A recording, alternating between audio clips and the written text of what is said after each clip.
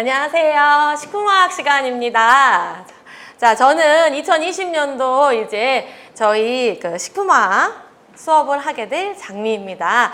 저를 아시는 분도 있고 또 오늘 처음 만나시는 분도 있을 거고 또 이 영상이 또 샘플로 나갈 것 같아가지고 예쁘게 인사를 드립니다. 자, 대방고시학원에서 식품화학을 가르치고 있고요.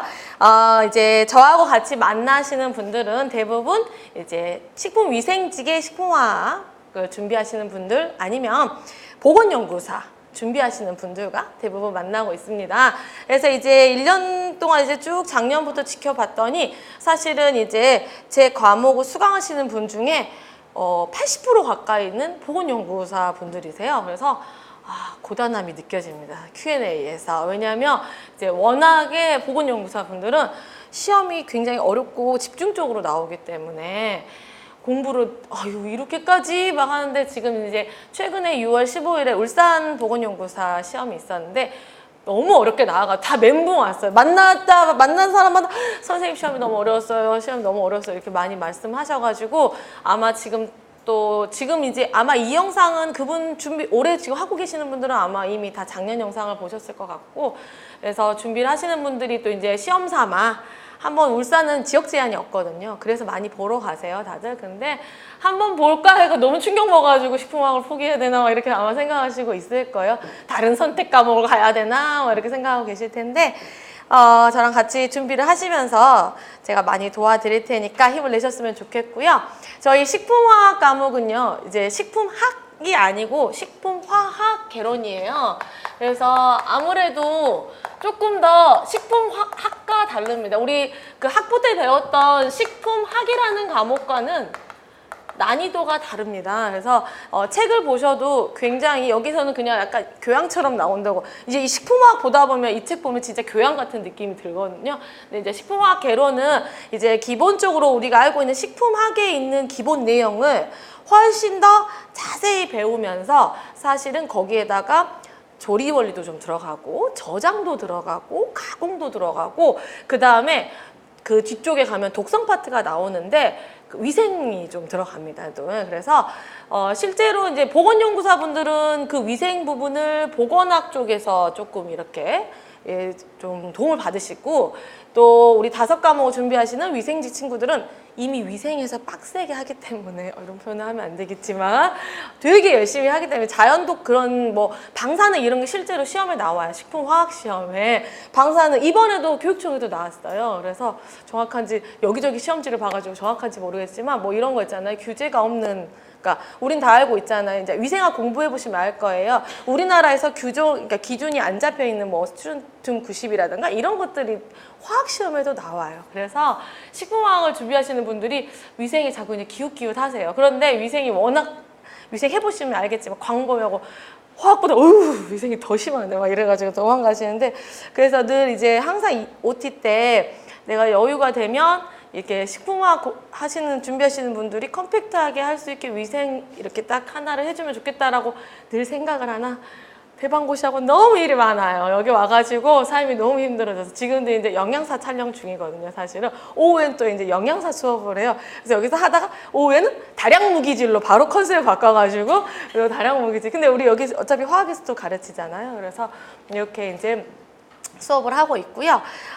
그래서 이제 여러 가지를 조금 접목해야 되는 부분들이 있고요. 그래서 이제 제 과목을 들으시는 분들 중에 많은 분들이 이런 얘기를 하세요. 그러니까 제가 이제 여러 과목들을 가르치다 보니까 장점이 있어요. 저는 되게 힘든데 이런 내용을 할 때 조금 도움이 되도록 설명을 많이 해드리는 편이에요. 그러면 그냥 자 이건 이겁니다. 이건 이겁니다. 이건 이겁니다. 이렇게 하면 계속 방대하게 도저히 외울 수가 없고 힘듭니다. 그러니까 선생님 안 필요가 없어요. 그럴 때 이제 조금 제가 아는 지식들 해서 설명을 많이 해드리고 이해를 하게 되면 훨씬 더 쉽게 기억할 수 있고요. 그런 부분들을 문제로 응용할 수 있게 꼭 연결을 해드리고 있습니다. 자, 커리큘럼 한번 소개해드리면 지금 8월 달이잖아요. 8월 달부터 이제 저희 대방고시하고는 원래 이제 대부분의 과목들이 기초 이론, 기본 이론 이렇게 가는데 저희 과목 같은 경우는 기초 기본을 나눌 필요가 없어서 8월부터 8, 9, 10월 3개월 동안 기본 이론을 좀 더 깊이 길게, 왜냐면 워낙 양이 많으니까 3개월 동안 이론을 하고요. 그 다음에 11월, 12월에는 이제 심화 이론을 할 겁니다. 그래서 기본 이론을 쭉 다 한번 훑어보신 다음에 심화 이론은 이제 작년 같은 경우는 이제 어떤 컨셉으로 했었냐면 OX와 이제 내용 정리를 이제 하는 부분, 그 다음에 기본 이론에서 다루지 않았던 내용들을 좀 더 그런 부분들을 다뤄서 심화 이론을 하고요. 1월, 2월, 3월에 가면 이제 1월 달부터는 이제 마음이 조금 이제 급해지기 시작합니다. 이제 그렇지만 이제 식품화학 같은 경우는 6월에 대부분 시험이 있기 때문에 막 4월 달에 시험 있는 것보다 덜 쫓겨요. 그러니까 1, 2, 3월에 차근히 단원별 문제를 풀고요. 단원별 기출문제 푸실 때는 단원별로 문제 풀이를 각 챕터별로 한 100문제 가까이씩 이렇게 드려요. 그러면 이제 그거 다 풀고 쉬운 거부터 하는 거 있잖아요. 뭐 설탕은 누구누구 짝꿍이야? 뭐 이런 거 물어봐요. 이런 거부터 시작해서 기출되었던 문제 있잖아요. 이제 올해 이제 저희 학원에 보건을 너무 많은 학생들이 참석해 주셔가지고 울산 보건연구소도 굉장히 많이 올라왔어요. 그래서 이제 그런 보건된 내용들을 바탕으로 기출된 문제들, 또 공개된 문제들, 화학은 좀 있어요. 서울시 같은 경우도 다 공개돼 있어요. 그러니까 꼭 들어가서 풀어보시면 돼요. 그래서 조금 공부하신 분들은 어디에서 나오든지 아시는데 모르시는 분들은 물어보시더라고 학원에 문의하셔도 친절하게 다 알려주세요. 그래서 공개된 문제들 제가 각 챕터별로 집어넣어서 같이 풀어볼 거고요. 이제 4월 달에는 4월이나 5월 달에는 이제 실전 모의고사라 그래서 단원별 문제는 조금 쉬워요. 왜냐하면 사실 느낌상 요거 한 설탕이겠는데 이런 느낌이 많이 계속 설탕하고 있거든. 그러니까 약간 헷갈려도 설탕? 이렇게 갈 수 있지만 이제 그 실전 모의고사는 문제를 완전 믹스해서 이제 각 단원에 있는 거, 그 다음에 지금 이제 우리가 공부해보겠지만 단원별로 비중이 가는 여러 문제가 나오는 챕터가 있어요. 그러니까 내가 정 급하고 짧게 공부 이제 시작하신 분들 있잖아요. 그런 분들 특히 이제 또 연구사는 조금 거리가 먼데요. 이제 위생직 같이 5과목을 보고 이제 국어, 영어 공통 과목 3개나 있잖아요. 그러면 전공할 시간이 많이 부족했어요라고 할 때는 어떤 거 집중적으로 좀 먹으면 거기서 빨리, 왜냐면 과락은 넘어야 되니까 우리가 뭐 이런 것들 그렇게 집중되는 과목을 조금 많이 해서 진짜 실전처럼 문제 비율을 맞춰가지고 내는 식으로 한 8주 정도 진행을 하고 마지막 파이널 특강 이렇게 요점 정리식으로 하고 이렇게 하면 식품화학의 커리큘럼이 끝나고요. 작년에 진행했던 커리큘럼 현재 이제 영상으로 인터넷에는 제공하고 있습니다. 그래서 왜냐하면 지금 이제 시작을 하면 그냥 끝까지 빨리 물성을 듣고 싶은데 하시면 이제 작년 거를 들으시면 됩니다. 자, 그래서 공부는 커리큘럼을 이렇게 진행을 하고요. 수업 내용은 이제 여러분들이 저를 이제 수업을 들어보신 분들도 있고 처음 들어보신 분들도 있겠지만 이제 공부하는 방식 최대한 이해를 많이 해드리고 못 그리는 그림이지만 최대한 많이 판서를 하고 이런 스타일입니다. 저는. 그리고 농담 따먹기도 많이 하고 저희 집에 3남자가 있거든요. 남편, 아들 둘 자주 언급이 됩니다. 그래서 엊그제 합격하신 분들이 그러시더라고요. 저희 신랑이 몽쉘 그 예전에 날씬했을 때 그거 6개씩 먹고 자고 그랬을 때 되게 꼴보기 싫었거든요. 나는 살 때문에 몽쉘 한 번도 마음 편히 먹어본 적 없는데 자기는 6개 먹고 바로 자고 막 이래가지고 근데 지금 뚱뚱해졌답니다. 그래가지고 그 사람도 못 먹어요. 이거 기뻐하면 안 되는데 그래서 그런 얘기도 해요. 그래서 이렇게 왜냐면 자꾸 회독을 하니까 내 남편이 자기의 오빠 같고 막 이런 거죠. 이렇게 해서 수업은 좀 더 즐겁게 하는 편입니다. 자, 그러면 이제 공부를 하실 때 이제 오늘은 OT니까 앞에 부분에 2가지로 제가 이제 1년 동안 이 식품화학 Q&A를 받아본 결과 크게 시험을 이제 막 준비하시는 분과 어느 정도 준비하셔서 다른 타 학원을 들었다거나 아니면 작년부터 우리 학원을 들었다거나 이렇게 크게 나눠질 수가 있는데 공부하실 때 패턴을 조금 잡아서 공부하시면 좋을 것 같아요. 그래서 그런 분들에게 이제 코멘트도 해드리고 Q&A에도 적어드리기도 하고 그리고 가끔 Q&A에 너무 답답할 때 있잖아요. 저한테 그냥 선생님 저 이거 어떻게 공부해야 될까요? 아니면 저는 이제 그럼 막 적으셔도 돼요. 저는 어디서 태어났고 여기서 응시할 수 있는데 저 이런 걸 선생님한테 물어봐도 괜찮습니다. 네, 그래서 이제 이걸 했는데 어떻게 해야 될지 잘 모르겠고 뭘 봐야 될지 모르고 그런 거 제가 해드릴 수 있는 선 해드리는데 제일 어려운 거 책을 추천해 주세요. 왜냐하면 책이 다 시중에 있는 책이 다 저도 힘들거든요, 사실은. 책들이 다 내용이 조금씩 다른 부분이 있어가지고 그래서 이제 몇 권 이제 한 권을 추천해드리지 않고 여러 권 추천해드리긴 하는데 그런 Q&A를 남기셔도 괜찮습니다. 근데 공부를 이제 막 시작하시는 분들은 우선 수업 내용이 딱 이제 업로드가 되면 수업 내용을 들으시면서 옆에다 적어야 될 것들이 많이 있어요. 이제 교재가 나가지만 옆에다 뭐 적거나 제가 뭐 따로 뭐 말해주거나 이런 것들을 1배속으로 천천히 이렇게 다 내용을 적습니다. 그래 놓고 다 들었다. 이건 절대 들은 내용이 아니에요.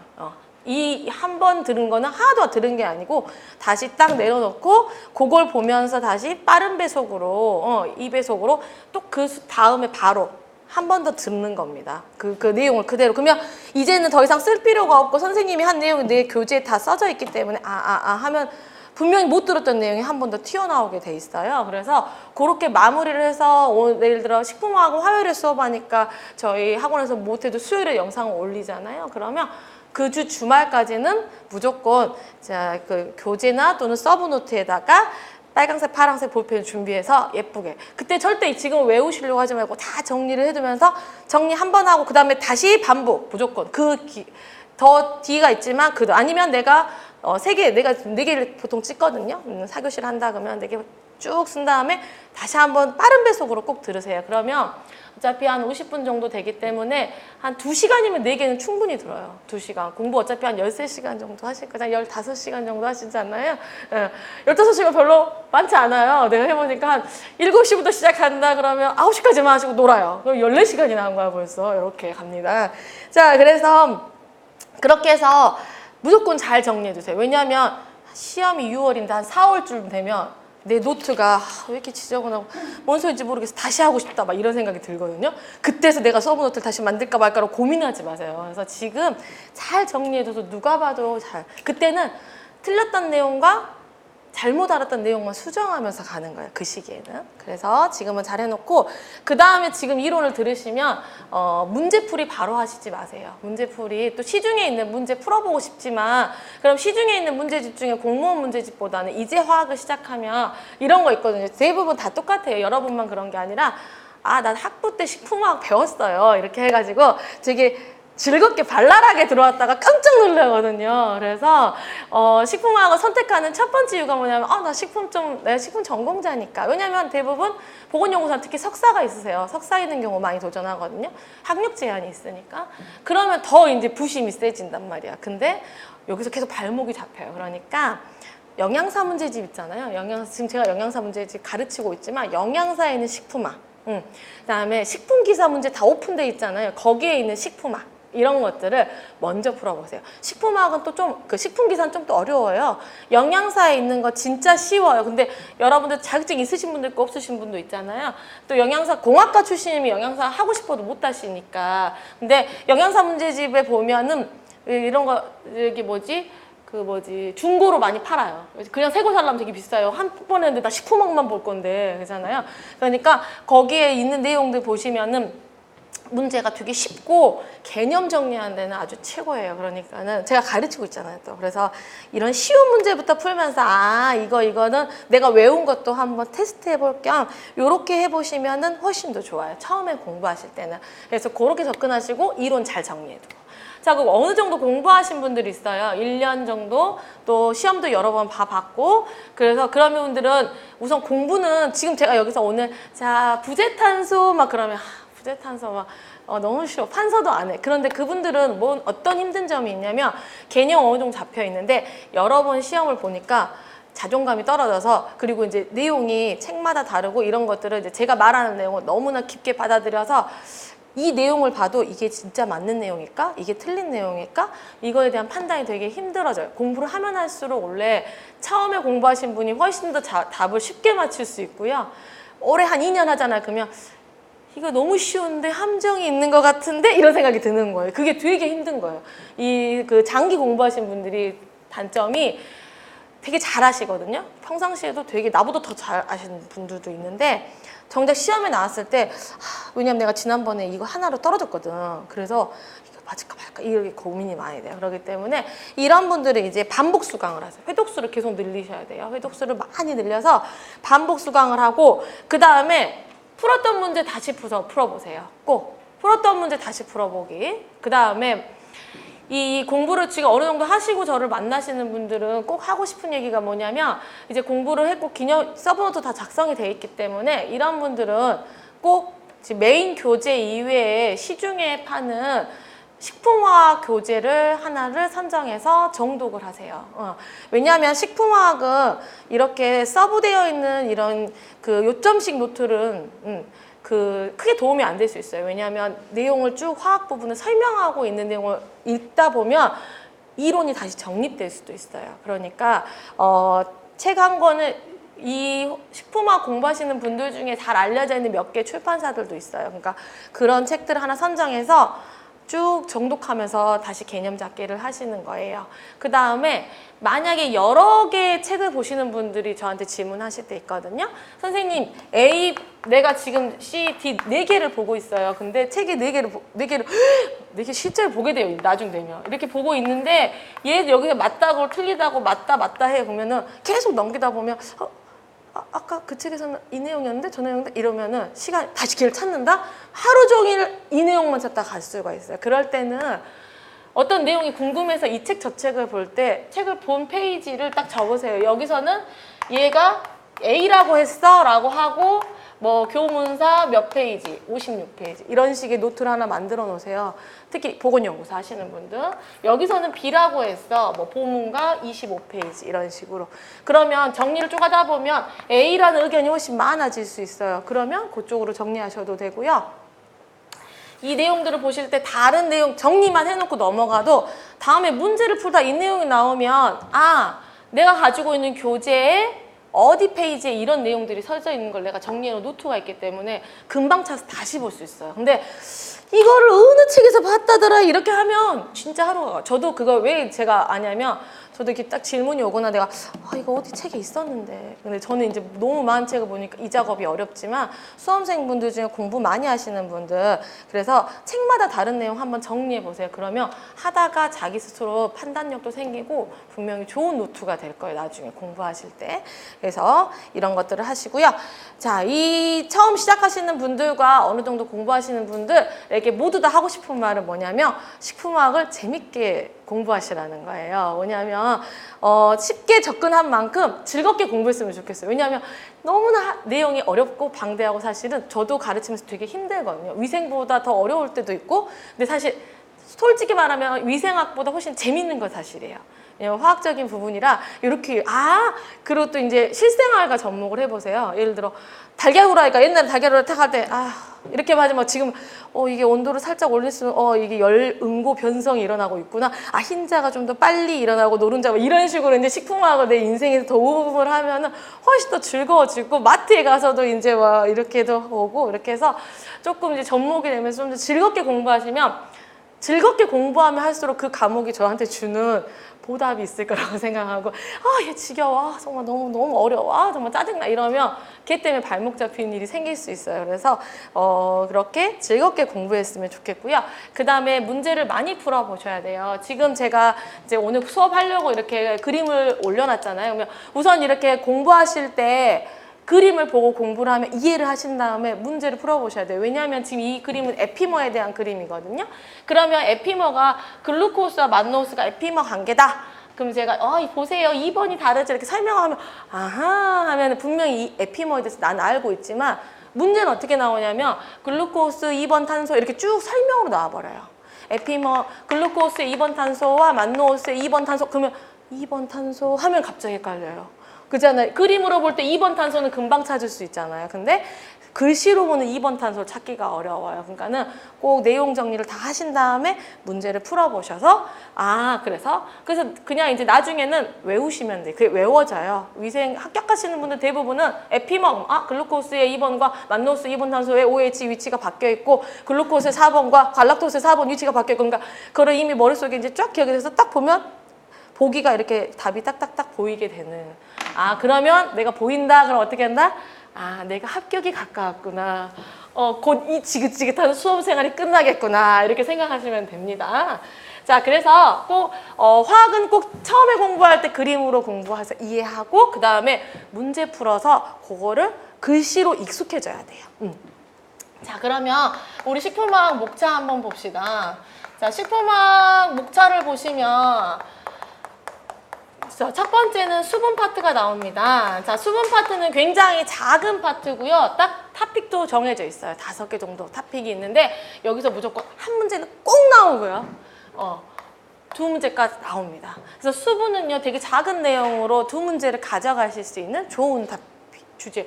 안 나온 적이 없어요. 수분은 무조건 나와요. 그리고 두 번째 탄수화물 나오고요. 세 번째 지질, 네 번째 단백질 이렇게 나오는데 여기에서 이 거대 영양소 3개 있잖아요. 여기에서 9개에서 10문제가 나옵니다. 무조건. 거의. 친구들끼리 이제 조금 뭐 지질 5개 나왔다 그런 데 있어요. 지질 5개 나왔다 그러면 탄수화물 한 3개, 벌써 8개가 났네? 2개, 1개? 뭐 이렇게 2개, 2개 이런 식으로 하면 9개잖아요. 탄수화물 3개 나왔다 그러면 10개잖아. 이런 식으로 꼭 탄수화물, 지질, 단백질에서 9개에서 10문제가 나와요. 그러니까 여러분들이 이 4개의 파트를 먼저 공부를 해버리잖아요. 그러면 벌써 한 12개 정도를 맞출 수 있다. 되게 기쁘다. 이 정도.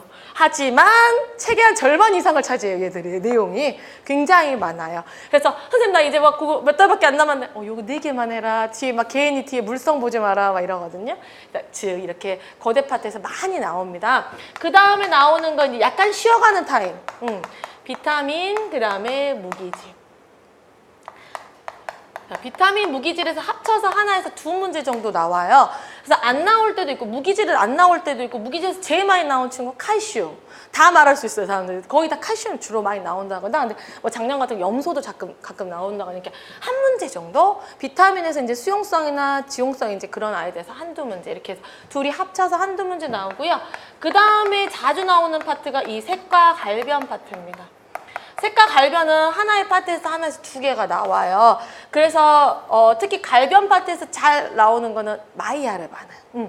그래서 한 시험지에서 마이야르가 2개 나온 적도 있었어요. 근데 마이야르 너무 편애하는 거 아니야? 이 많은 내용 중에서 이랬는데 마이야르 반응 진짜 자주 나와요. 그래서 색깔 하면은 뭐 클로로필의 변색부터 그래서 이렇게 색과 갈변 파트에서 하나에서 2문제가 나오게 됩니다. 자, 8번째는 맛하고 냄새. 그 다음에 9번째는 효소 이렇게 나오는데 맛, 냄새, 효소 다 해서 하나에서 2문제. 그래서 맛, 냄새 이런 건 사실은 되게 외울 게 많은데 외운 거에 비해 많이 안 나와요. 그렇죠. 그렇다고 안 외울 수도 없어. 버릴 수도 없고. 그래서 이렇게 맛, 냄새, 효소까지 해가지고 하나에서 2문제 정도 나오고요. 마지막에 물성.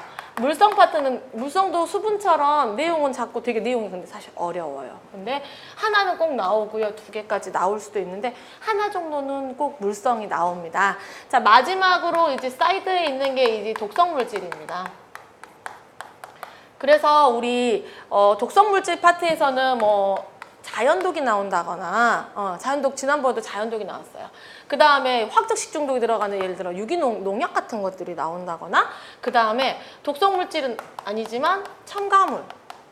식품화학 책 중에 우리 시중에 파는 대학 교재 같은 데는 마지막에 첨가물 파트 있거든요. 식품 첨가물 파트 같은 것들이 나온다거나 이게 살짝 세 글자로 마무리할 만큼 간단한 아이가 아니거든요. 사실 위생에서 공부를 해보면 엄청난 아이인데 그렇게까지 할 수가 없는데 주요한 내용들 그래서 심화해서 그거를 다루는 거 준다거나 제가 나름대로의 생각을 하고 있습니다. 항상. 그래서 이렇게 시험에 식품화학은 이런 내용으로 나누어서 각자 파트별로 시험이 나옵니다. 그래서 여러분들 마음속에 딱 저장을 해두시고 뭐니 해도 그러니까 이 메인 파트를 잘 해놓으시는 게 그래서 지금 이제 수업을 시작하면 제일 쏟아지는 질문은 탄수화물 파트에서 엄청나게 옵니다. 특히 전분 파트 다들 힘들어요. 그러니까 나한테 왜 이렇게 이해가 안 되지? 그럴 필요가 없어요. 다 어려워, 다 힘들고 가르치는 저도 항상 힘들다고 여러분들한테 말을 합니다.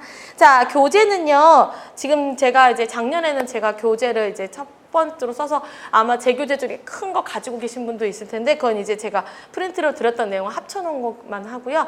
이제 올해는 지금 시중에 교재를 이렇게 출간을 할 예정입니다. 식품화학을 매우 부담스럽습니다. 그래가지고 그래서 지금 교재 작업 중인데 사실은 그래서 지금 교재에 그 그림을 훨씬 더 좀 많이 넣고 조금 왜냐면 식품화학 교재다 보니까 그래서 현재 지금 교재 그림 작업이 마무리 중이에요. 그래가지고 교재가 지금 딱 예쁘게 여기 있습니다 이렇게 해드리고 싶은데 그림 작업과 그 다음에 이제 교재 문제도 조금씩 넣어보자 뭐 여러 가지들이 있어가지고 작업 중이어서 아마 8월 말쯤에 교재가 나올 것 같아요. 그래서 열심히 만들고 있고 지금 이제 오늘 드리는 자료에는 이제 이거 앞부분은 교재가 이미 이제 3교정이 다 끝난 내용들을 드리는 거니까 이 내용에 보시면 되고요. 교재에다가 또 옮겨 쓰셔도 되고요. 그 부분은 또 혹시 문의하실 거 있으면 학원에 물어보시면 또 친절하게 알려주실 거예요.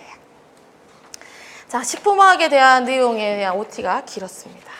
자, 오늘 식품 중에 수분부터 이제 수업해 보도록 하겠습니다.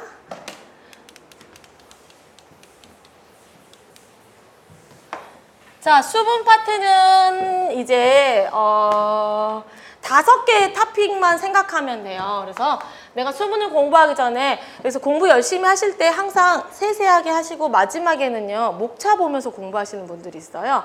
목차 보면서 이건 이런 내용들이 있었지 이렇게 하다 보면 내공이 쌓여가지고 저도 그 내공까지는 아직 제가 암기력이 굉장히 떨어지거든요. 그래가지고 이렇게 딱 만나면 분명히 봤는데 특히 인지 능력이 떨어져요. 그래서 그냥 심한 길치거든요. 운전은 하긴 운전 10년 됐는데도 같은 길로만 다니는 그런 스타일이에요. 절대. 내비가 없었으면 아마 나는 운전을 안 했을 것 같아요. 난 항상 내비 언니한테 고마워요. 그래가지고. 자, 이렇게 떨어지는데 여러분들도 공부하실 때 익숙해지면 어쩔 수 없이 여러분들 이제 암기. 그래서 제가 수험생을 안 하고 선생님을 하는 이유 중에 하나가 그겁니다. 자, 이 수분 파트에선 5개가 있는데요. 첫 번째 보면은 뭐 물의 역할이라던가 구조라던가 물만이 가지는 특성에 대한 내용들이 있는데 자주 나오진 않아요. 한 개요 파트 정도고요. 두 번째부터 나오는 게 이제 자유수와 결합수 나옵니다. 이 시험이 쉽다 그러면 이 문제가 나옵니다. 자유수와 결합수. 너무 쉬워요. 이거 문제 나왔다 그러면 무조건 한 문제 먹고 가는 겁니다. 자, 자유수와 결합수고요. 그 다음에 나오는 게 이제 수분활성도 내용이 나옵니다. 자, 수분활성도에 대한 내용이 조금 더 어렵습니다. 그래서 수분활성도에 대한 내용은 정의부터 시작해서 조금 머릿속에 기억해 두시면 되고요. 그 다음에 네 번째는 우리가 많이 봤던 등온흡습 탈습곡선. 등온흡수 탈습곡선이 나와요. 그래서 요거에 대한 내용 쭉 보시면 되고 이제 예전에는 그냥 이렇게 생긴 그림이야 뭐 이렇게만 봤다고 하면은 지금은 각각의 영역마다 이제 특징을 다 외우셔야 되고 그런 부분은 다 설명을 드릴 거예요. 마지막은 지금 3번과 연계돼 가지고 이 수분 활성도에 따라서 또 등원 흡습곡선에 있는 흡습곡선을 기준으로 해 가지고 식품의 변화가 나옵니다. 그래서 요렇게 5개의 파트가 나누어져서 나와요. 그래서 그러면 이 5개 중에 2개가 나온다는 거예요. 한마디로. 쉽게 나오면 우선 자유수 결합수 하나 맞고 들어가는 겁니다. 쉬워요. 자유수 결합수는. 이러다가 자유수 결합수 되게 어렵게 나오면 어떡하지? 막 손도 못 대기 한 번도 못 들어본 내용 막 이러게. 그러지 않기를 빌면서. 자, 첫 페이지 보시면 이제 수분의 역할이 나와 있는데요. 우리 식품에서 가장 주요 구성 성분 중에 하나죠. 수분. 자, 식품 성분 간. 또는 외부에서 들어오는 화학 성분 간에 일어나는 화학적 변화에 용매로 작용한다. 자, 1번 용매 부분에다 체크. 자, 수분의 역할 보시면 첫 번째 용매로서의 기능을 하고 있습니다. 그리고 여기서 설명하고 있는 이 수분의 역할이라고 하는 표현은요. 대부분 자유수에 대한 내용이에요. 결합수에 해당하죠. 결합수는 되게 독특한 친구예요. 아예 조금 특이한 친구구나 이렇게 생각하시면 되고요. 우리가 그냥 일상에서 마시는 물 그다음 내가 보는 수분 이런 건 다 자유수 또는 시험에 따라서 유리수라고도 나오게 합니다. 아니 세상 난 유리수는 한 번도 공부 안 했는데 선생님이 자유수하고 결합수밖에 없다고 했는데 이렇게 생각하시지 말고 자유수겠거니 이렇게 생각하시고 푸시면 됩니다. 자유수 또는 유리수라고 표현을 해서 이 친구들은 용매로서 작용을 하게 되고요. 두 번째 보시면 조직감에 영향을 줍니다. 조직감. 또는 얘를 우리가 품질이라고도 표현할 수 있어요. 그래서 식품 속에 수분이 얼마만큼 들어있느냐, 그다음에 없느냐, 있느냐 이런 거에 따라서 조직감이 달라져요. 그래서 예를 들어 수분 함량이 높은 과일의 경우에 씹으면 아삭아삭하다 이렇게 생각하시죠. 지금 막 양상추를 내가 씹고 있다 이렇게 생각하면 돼요. 이렇게. 그래서 식품화학은 약간 항상 얘기하는 건데 요리를 좀 잘하시는 분들 있잖아요. 요리를 잘하시거나 그다음에 먹는 거를 좋아하신다거나 이영재 씨 오면 굉장히 잘할 것 같아요. 내가 생각했을 때는 저도 가끔 그래요. 저는 근데 원래 맛집 찾아다니는 거 되게 싫어하고 기다렸다 먹는 거 되게 싫어하고 기다리면 다른 집 가자 그래서 아무도 없는 집 가서 먹고 막 이런 스타일이어가지고 식품에 되게 맞지 않는 사람이에요. 근데 요리 좀 잘하시고 잘 먹어보고 이러신 분들은 좀 유리해요. 그래서 조리 원리 잘하시는 분들 이런 분 좀 잘 유리해요. 그래서 이렇게 수분 함량이 높은 과일 채소는 아삭아삭 느낌을 주고 우리 건조 과일 같은 거 먹으면 약간 질긴 느낌을 주잖아요. 이런 식으로 식품에 수분이 주는 조직감 이거에 영향을 줄 수 있고요. 세 번째는 보시면은 식품 내 부패와 미생물의 성장, 그죠? 부패나 이 부패와 관련돼서 식품에 실제로 많은 영향을 주는 친구가 보면 미생물입니다.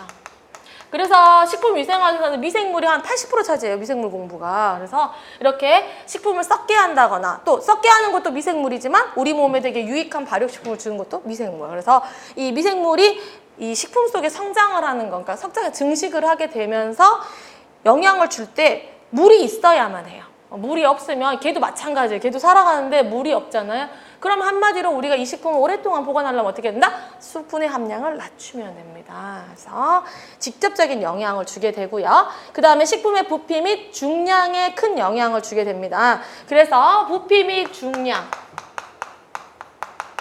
물이 있는 것과 없는 것은 차이가 크죠. 그래서 만약에 내가 오랫동안 이거를 저장해야겠다 그러면 아무래도 건조된 상태로 저장을 하는 경우가 많잖아요. 또 운반을 할 때에도 이게 붓대기라고 하죠. 저희 표현으로는 붓대기가 커지죠. 물이 많이 들어있으면 물을 빼고 운반을 한다거나 이런 식의 영향을 준다. 이 정도면 아시면 됩니다.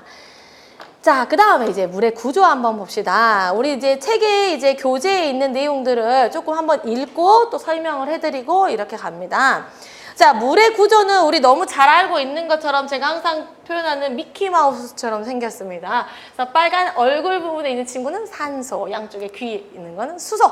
그래서 펼쳐놓으면 이렇게 산소와 수소가 손잡고 있는 형태로 있습니다. 자, 물 분자는 산소 1개와 수소 2개로 이루어진 매우 간단하게 생겼지만 이 친구는 굉장히 복잡한 친구고요. 우리가 완전 정복해야 될 친구입니다. 자, 이제 물 분자 예전에는 H2O야 이렇게만 생각을 했다 그러면 지금은 어떻게 하냐? 요것들이 각각의 어떤 구조를 가지고 있고 어떻게 결합되어 있고 어떤 각도고 이런 것들을 조금 기억할 필요가 있다는 거예요. 그래서 예를 들어 1번에 대한 내용이 나왔다 그러면 뭐 물 분자가 산소와 수소는 뭐 104.5도의 각도를 이런 게 그렇게 보기에 나올 수가 있어요. 그리고 문제집 풀어보시면 나와요, 실제로. 그래서 이런 부분까지 기억을 해주시면 되고요. 보시면 산소와 수소 사이에 이렇게 이 다리가 있잖아요. 여기가 지금 공유 결합을 하고 있습니다. 그래서 아무래도 아무리 식품화학이긴 하지만 화학적인 부분이 조금 나와요. 그래서 여기는 둘이 공유 결합을 하고 있고 길이가 얼마냐? 0.096 나노미터다 이렇게 생각하시면 됩니다. 그래서 거기 써져 있는 것처럼 수소 원자와 산소 원자 사이의 길이는 0.096 나노미터로 공유 결합을 하고 있습니다.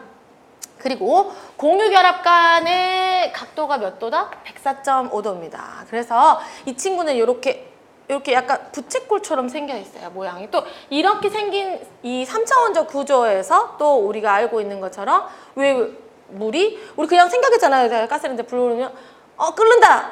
100도야 끓는데 100도 이렇게만 생각했잖아요. 근데 그 100도가 굉장히 높은 온도예요. 그러니까 다른 아이들보다 끓는 점이 높다라는 표현이 나와요. 근데 그런 것들이 다 영향을 주는 구조입니다. 자, 그래서 이렇게 우선 모양은 이렇게 생겼다라고 생각하시면 되고 그 다음에 이 친구들이 이제 뭔가에 결합을 하기 시작을 하는데 결합을 하기 위해 여기 특징이 나타나 있어요.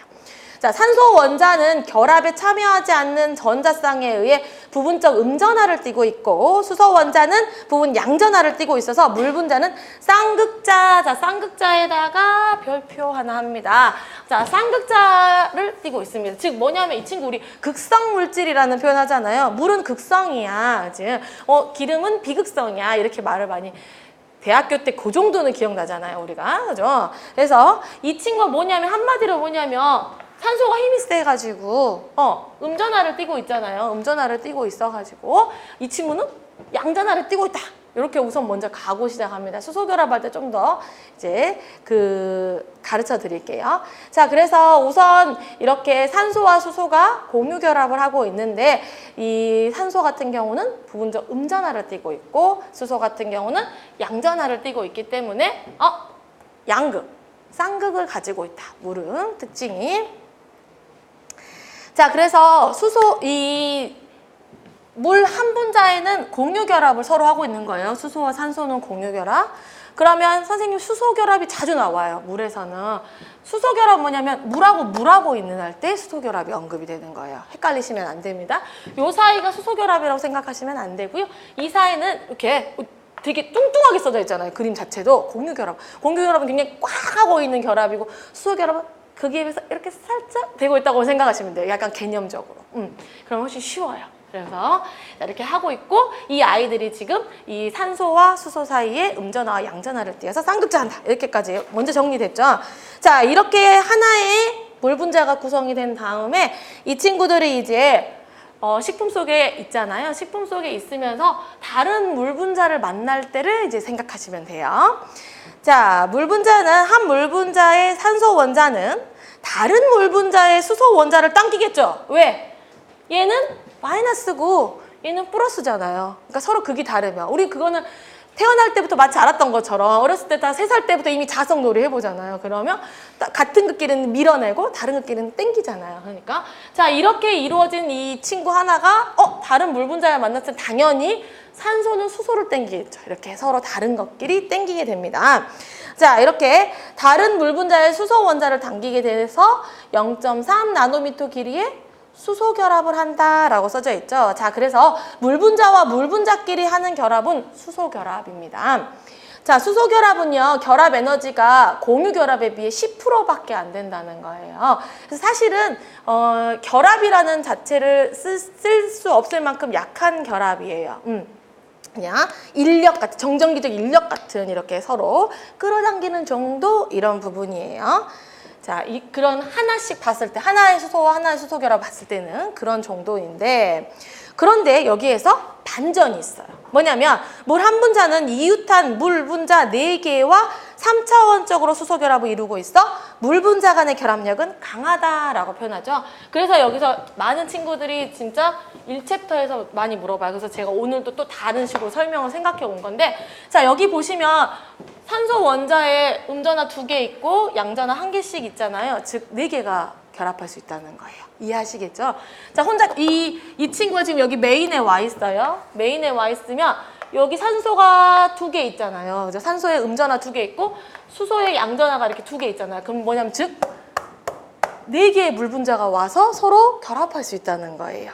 그러면 이 친구가 그럴 때 결합할 때 결합력이 뭐라고? 수소 결합이에요. 그러면 이 수소 결합은 힘이 약하지만 물 분자들이 하나당 4개예요. 그럼 여기에 또 누가 오겠어요? 4개가 붙죠.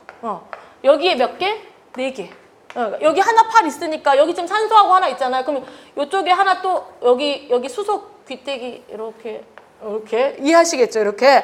그럼 또 수소 여기 있을 때 여기 이쪽에 얼굴 부분 이런 식으로 이렇게. 그러면 하나당 다시 또 4개가 붙고 하나당 이러니까 물 분자의 힘이 굉장히 세진다는 거예요. 이해하시겠죠? 그래서 여러분들이 각각의 개념과 식품의 개념을 쫙 한번 했으면 좋겠어요. 그래서 수소 결합은 결합. 그냥 이 하나 여기에서 보시면 그냥 이 친구와 이 친구 지금 수소 결합 돼 있잖아요. 그 수소 결합 표시하는 것도 보세요. 그냥 재미로 예쁘려고 한 게 아니라 점선으로 표시하잖아요. 이렇게 약하지만 물 분자, 식품 속에 있는 물 분자들은요, 이렇게 약한 애들이 하나당 4개가 붙고 다시 또 정사면체로 붙고 거대하게 붙기 때문에 물 분자의 힘이 세진다는 거야. 이해하시겠죠? 원래 힘이 센 애는 누구예요? 공유결합. 얘는 원래 힘이 세요. 얘는 원래는 약하지만 이 물 분자 아이들이 쌍극자를 띠기 때문에 플러스 마이너스를 땡겨가지고 수소 결합을 해가지고 이 아이들이 뭉쳐있을 때는 되게 강해진다는 거예요. 이렇게 개념을 잡아주시면 훨씬 좋겠어요. 그래서 뒤에 보시면 보충 부분에 공유결합과 수소결합에 대한 내용이 있어요. 자, 그 내용을 넣어놓은 게 수소결합이 되게 어려워하세요, 생각보다. 근데 되게 또 쉽게 생각하면 돼요. 자, 공유결합과 수소결합 1번. 둘은 다르다. 2번. 누가 더 셉니까? 공유결합이 훨씬 더 셉니다. 그래서 수소결합 옆에다가 뭐라고 써놓냐면 수소결합은 말 그대로 쌍극자의 인력이에요. 간의 인력. 정전기적 인력. 이렇게 뭐냐면 한마디로 이렇게 확 끌어안는 게 아니라 쟤 참 좋다. 약간 이런 개념이라고 생각하시면 돼요. 자, 이렇게 정전기적 결합과 매우 유사하고요. 그러면 우선 각각의 개념 한 번 더 정리해보면요. 공유결합은 뭐냐면 두 원자가 서로의 전자를 공유해서 꽉 우리 대학교 때 유기화학 제일 처음 배우면은 이런 거 배우잖아요. 이렇게 C 해가지고 막 이렇게 막 점 찍고 막 이런 거 하잖아요. 다시 점 찍고 막 이렇게 오잖아요. 저도 자세히는 몰라요. 그래서 저도 이렇게 막 했던 거 있었잖아요. 그게 공유결합이에요. 그래서 이렇게 공유해서 전자쌍을 이루는 결합이고요. 이 친구들은 그래서 여러분들 그림을 그리실 때도 우리 이렇게 이런 거 막 계속 그리잖아요. 이제 앞으로 막 이렇게 그리잖아요. 이렇게 줄로 그려요. 공유결합은. 또는 이렇게 점으로 표시할 수 있는데 이렇게 지금 교재에 있는 것처럼 이렇게 줄로 표시되어 있는 거 공유결합 되어 있다고 표시할 수 있고요. 수소결합 같은 경우에는 전기 음성도가 그 정의는 뭐냐면 전기 음성도가 큰 불소. 자, 체크해 주세요. 불소, 산소, 질소 이런 친구들 음성도가 큰 친구들 중에 하나가 수소와 직접 결합해서 형성된 분자 사이에 작용하는 인력으로 생긴 결합이 수소결합입니다. 그래서 지금 보시면 얘가 수소결합이라고 말을 하는 이유는 뭐냐면 산소가 있어서 그래요. 이 산소와 그 다음에 이렇게 수소와 사이에 있는 결합이다. 그래서 수소결합인 거예요. 그러니까 산소라든가 불소라든가 질소처럼 음성도가 큰 친구들과 수소가 직접 결합한 경우입니다. 자, 그래서 수소와 산소가 이제 결합을 하게 되면은 뭐냐면 특히 수소 같은 경우는 지금 전자가 원래 하나밖에 없잖아요. 하나밖에 없어서 되게 약한데 산소가 매우 강하게 당기는 겁니다. 수소로 계속 강하게 당겨서 전자를 뺏겨요. 그래서 이 수소가 이렇게 플러스를 띄고 있는 겁니다. 여긴 산소 부분이지 이렇게. 그래서 수소결합은 말 그대로 수소가 뭔가 있는 것 같긴 한데 되게 약간 손에 아른아른 잡히는 개념 잘 정리해 두시면 말 그대로 이런 음성도가 큰 친구들 사이와 수소가 결합하는 것들이고 이 결합은 각자로 했을 때는 강하지 않지만 물 분자의 특징상 하나당 그래서 우리 여러분들 물의 구조 이렇게 치시면 이런 식으로 이렇게 정사면체 그림 많이 나와요. 이런 식으로 이렇게 물은 이런 구조를 여러 개가 띄고 있기 때문에 한마디로 쉽게 끓지도 않고 쉽게 얼지도 않고 이런 특징을 가지고 있습니다. 자, 10분만 쉬었다가 합시다. 자, 시간이니까.